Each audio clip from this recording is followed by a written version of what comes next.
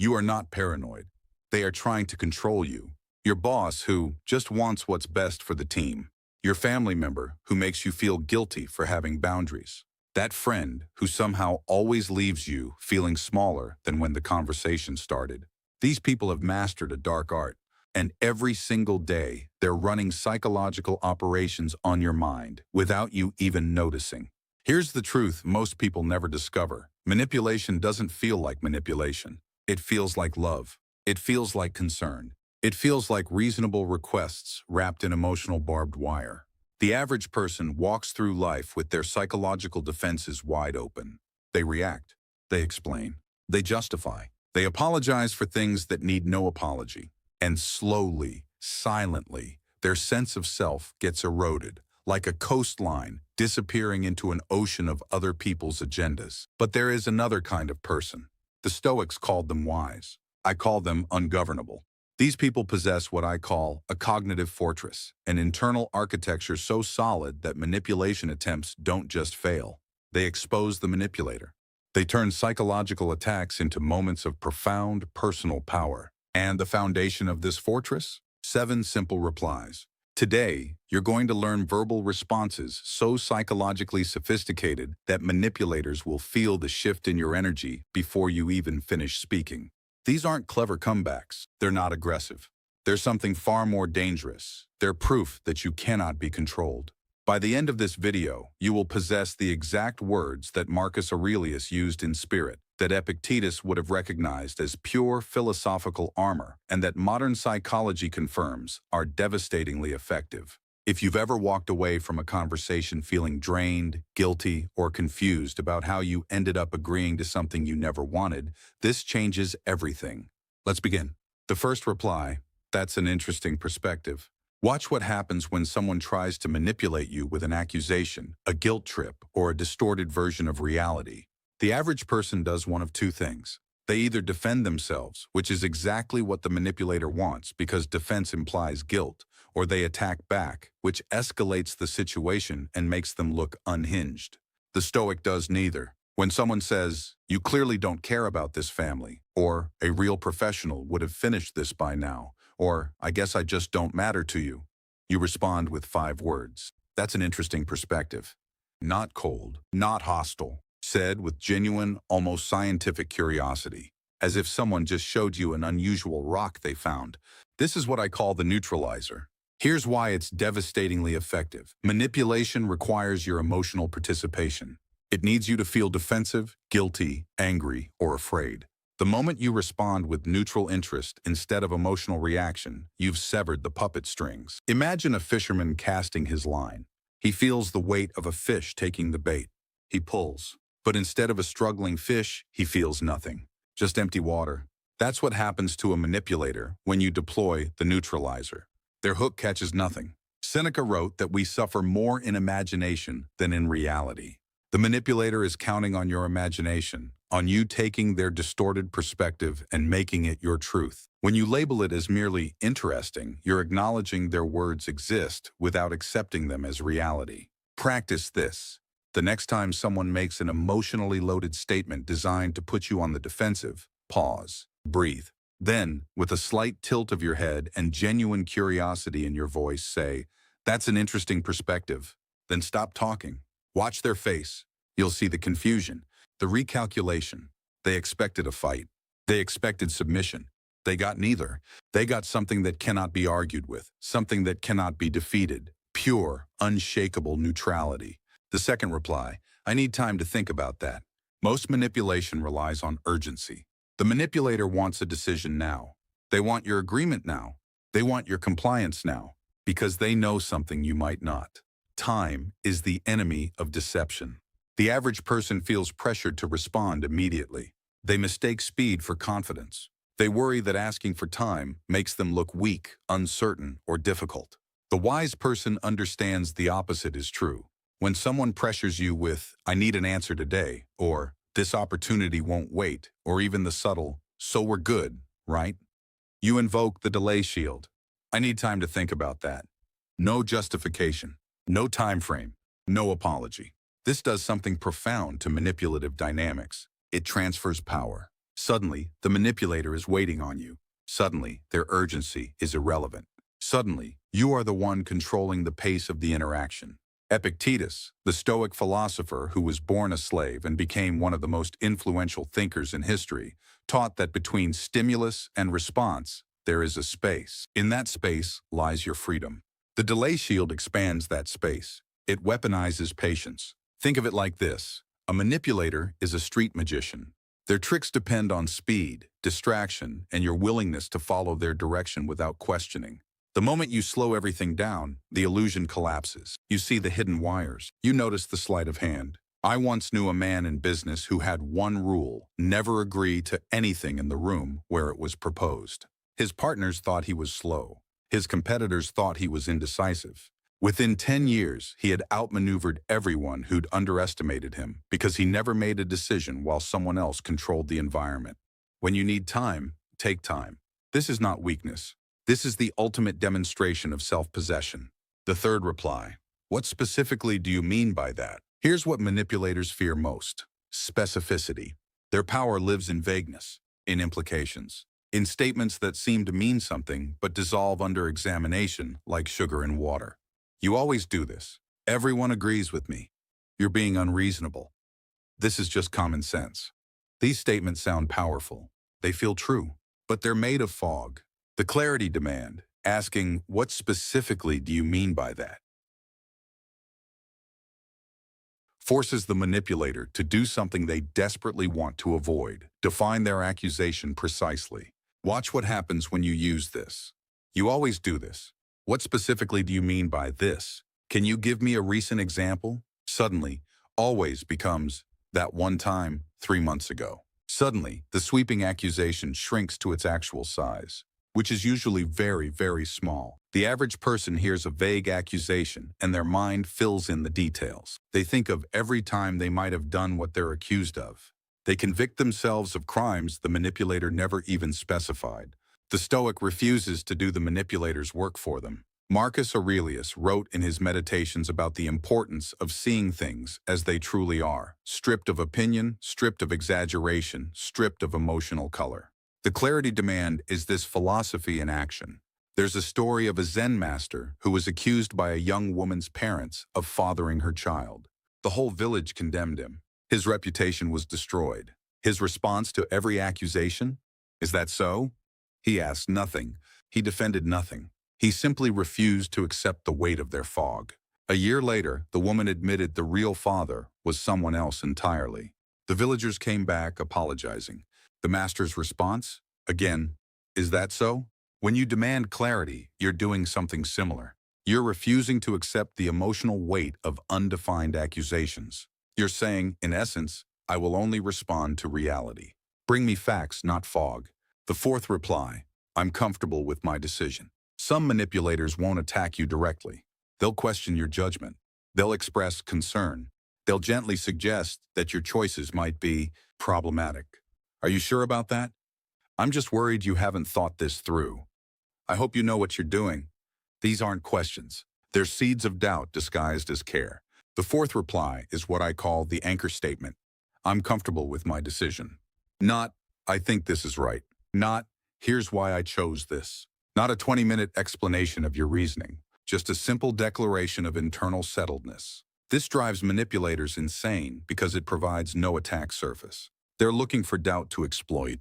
They're searching for uncertainty to magnify.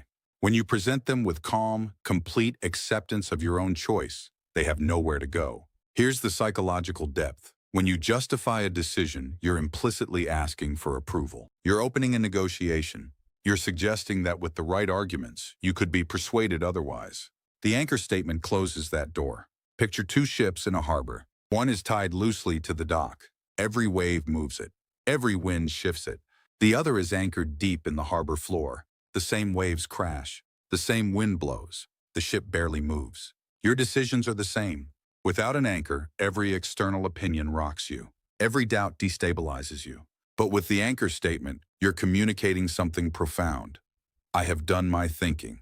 The storm of your opinions does not move me. Seneca advised his student Lucilius to trust himself, to stop running to others for validation of his choices.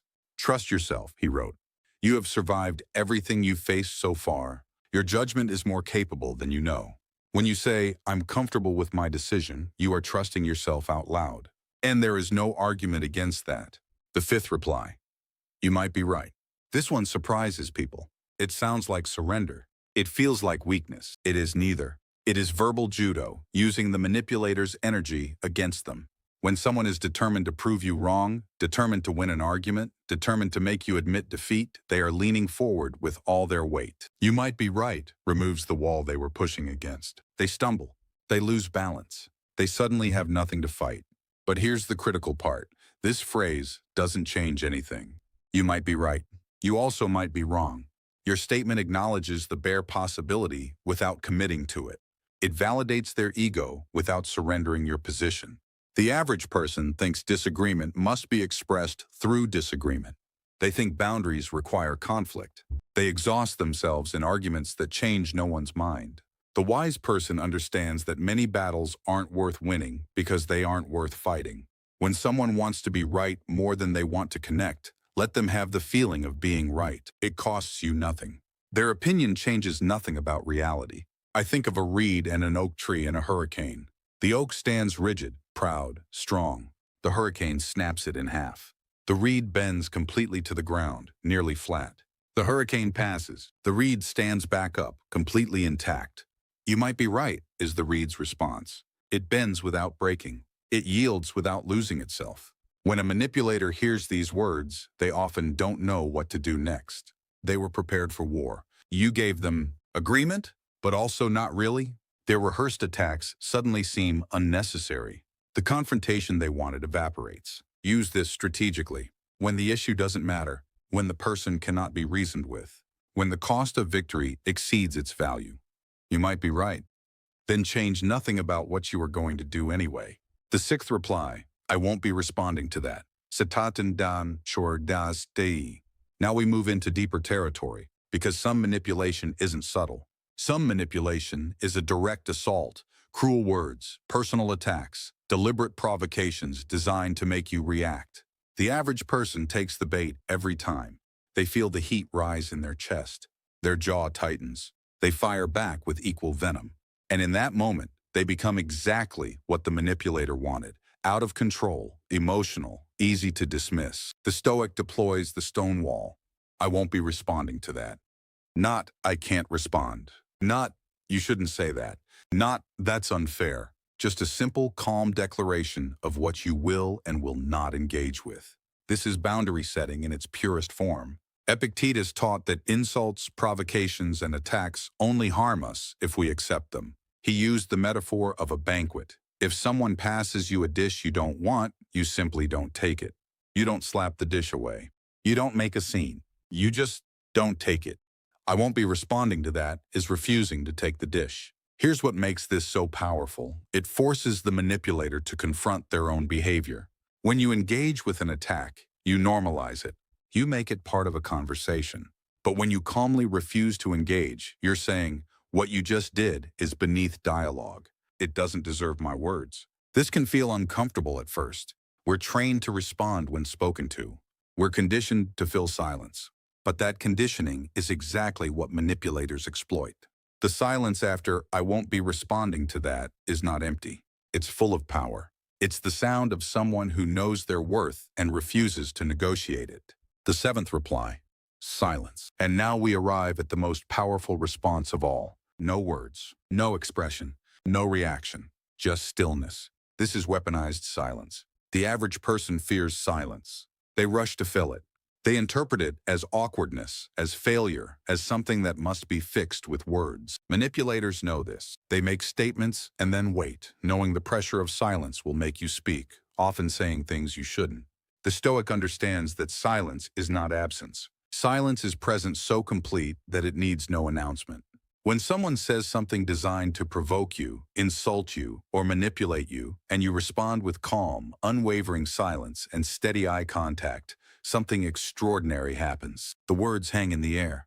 The manipulator is forced to confront what they just said without your reaction to hide behind. The discomfort they intended for you becomes theirs. Marcus Aurelius ruled an empire. He faced senators who whispered against him, generals who questioned his decisions, advisors who pushed their own agendas. And one of his most effective tools was this. He would simply look at someone who had said something manipulative. He would not respond. He would not react. He would let the silence stretch. Most people broke. They would backtrack, clarify, apologize, all without Marcus saying a single word. This is because silence communicates something profound. I see you. I see what you're doing. And I am so unmoved by it that I won't even use my voice. Silence is not passive.